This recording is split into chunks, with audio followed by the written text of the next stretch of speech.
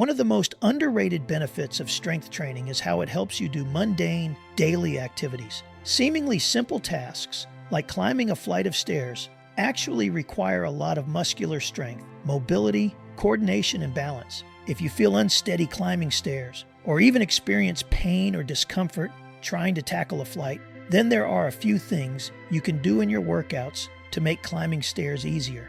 We ain't talking anything too crazy here. Just some basic body weight moves to build up the strength in your legs and flexibility in your hips and knees to go up and down stairs without issues or soreness.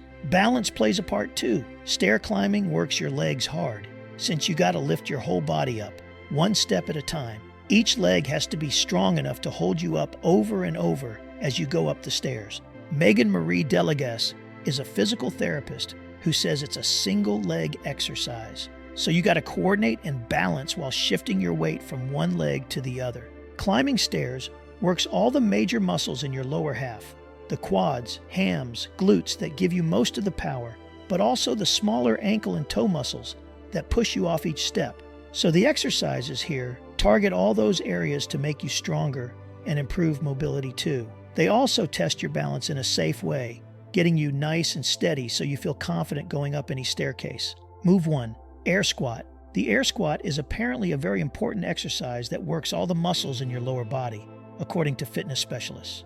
He says it can make your hips, knees, and ankles more flexible while also building muscle. Here's how you do it. Stand with your feet apart at around hip or shoulder width toes, facing forward or out a little, and keep your feet flat and brace your core muscles to keep your back straight. Push your butt back and down until your thighs get parallel to the ground, or as far down as you're comfortable with, without rounding your back. Pause for a sec at the bottom, then drive up through your heels to stand back up. If squatting deep gives you knee pain or feels impossible, try putting a chair behind you. Sit back into it lightly on each rep. Don't fully sit. This little modification helps get your butt working more than your knees. It sort of retrains that hip hinge pattern we want in a squat. And if you notice your heels coming up off the floor at the bottom, try squatting to a shallower depth for now, and you can also put like a 1-inch pad or weight plate under your heels. That'll let you sink a little lower despite any ankle tightness. According to this trainer I recently read, stuff like this can help while you improve ankle mobility. Move 2. Split squat with hold. Split squats are when you put your feet in a split stance position, which is kind of like how your feet are when you're walking. This works more of the muscles in each individual leg, says Delegas. When you split stance, both feet are working to balance and stabilize, just like when you go up and down stairs. The exercise isn't as tough on your knees as a full-on lunge, where one foot totally leaves the floor, but it still challenges your coordination and balance in a way that leg presses and stuff don't. The big benefit is building strength in your booty and legs. Okay, so stand with your feet about hip width apart first. Then take a big old step forward with one foot to get into a split stance sort of thing. Put your hands on your hips real quick, and now pull those shoulder blades back and down. Tighten up those core muscles too, and keep your torso upright. Bend both knees now, letting that back heel come up off the ground. Go down as far as feels comfortable, or until your back knee is just about touching the floor and your front thigh is parallel to the ground. Hang out down there for 3 to 5 seconds. Then press through that front foot to raise yourself back up to the starting position. Try not to move those feet around too much. Move 3. Military squat. The military squat is kind of like the split squat, but you stand a bit wider so you can sink even lower, practically touching the floor with your back knee. This super deep squat drives your toes, ankles, knees, and hips through an awesome range of motion, says trainer Jessica Delegas.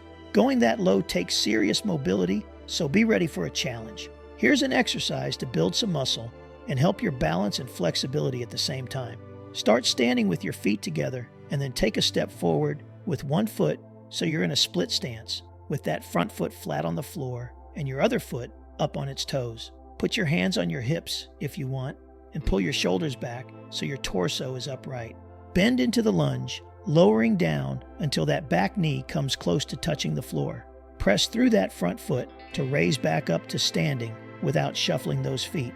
Just a nice controlled lowering and lifting to work the legs and get some good stretches going too. Move 4. Single leg glute bridge. The single leg glute bridge is a great way to train the muscles around your hips, like your glutes and hamstrings, to help with stability and power. As a physical therapist told me, building strength in your hips through moves like the bridge is key for everyday tasks like climbing stairs. So here's how you do it. Lie flat on your back with your arms at your sides and knees bent, feet on the floor. Lift one leg up and grab the back of that thigh to hold the knee bent throughout. Press the foot still on the ground into the floor and push your hips upward, squeezing your glute muscles as you lift your butt off the mat and then lower back down with control. Try a few reps per side, focusing on using your glutes to power the movement. If lifting with one leg is too challenging, keep both feet planted on the floor. Move 5. Standing single leg calf raise. Heel raises, also known as calf raises, are a great strength exercise that most folks would benefit from, say the specialists. When going upstairs, you got to push off hard from your toes every time you take a step, and calf raises target that specific movement and to build muscle and help your balance. Stand near a wall and put your hands on it for support. Lift one leg up off the floor and bend the knee, squeezing your core to keep that leg lifted during the exercise. Then rise up as high as you can on the ball of your standing foot. Think about moving straight up, not leaning forward. Lower yourself back down to the floor. If it's too difficult to do this single leg exercise 10 times, do the heel raises on both feet at the same time instead. Move 6. A run. Going upstairs is pretty simple. Just put one foot in front of the other. But adding a bounce or rhythm to it makes it into more of a workout, according to Delegas. Doing a runs up the stairs, where you use short, quick steps to bound up, is fantastic for building elasticity and strength in your leg muscles and tendons. This gives you the spring in your step to be able to skip steps or make running upstairs look effortless, and plus climbing stairs. This way gets your heart pumping more than regular stair climbing. Working out to build muscle and improve balance can be tough but rewarding. Stand up straight with good posture, feet shoulder width apart, and let your arms hang loose at your sides and start jogging in place. Picking up your feet just enough to get a gentle impact when your toes reconnect with the floor. As you pick up the pace, pump your arms back and forth to help drive the motion. Once you feel steady, try bringing your knees up higher with each stride, not all the way to your chest, but to about hip height. Aerobic activity is awesome. Doing aerobic or cardiovascular exercise is really important for building up your ability to climb hills and stairs without getting super tired. What it does is help your heart learn to pump blood more efficiently, which gets more oxygen to your muscles. This way, your legs don't fatigue as fast when you're doing something tiring, like going up a bunch of stairs, and you don't gotta go crazy either. Even just going for walks around your neighborhood is helpful. The key is to push yourself a little bit more each time, within reason. Start small by adding an extra block or two to your normal route. Listen to your body so you don't overdo it, but small increases over time will lead to increased endurance and strength in those leg muscles. If you do enjoy a daily walk, you want to walk at a pace that will elevate your heart rate. You don't want to dilly-dally about. Make it worthwhile and challenge yourself by doing your usual walking circuit a bit faster each time you attempt it.